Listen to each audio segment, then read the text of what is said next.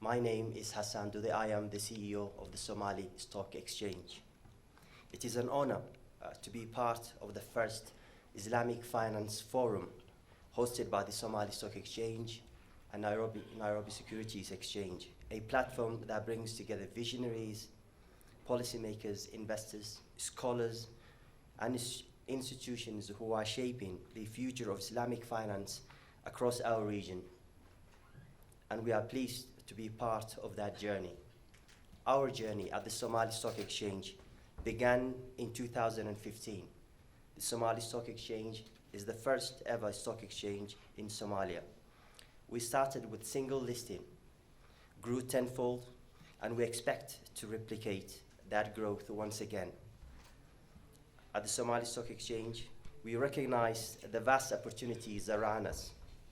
In alignment with today's theme, advancing ethical finance and unlocking investment opportunities across East Africa, we are committed to being an active part of that future.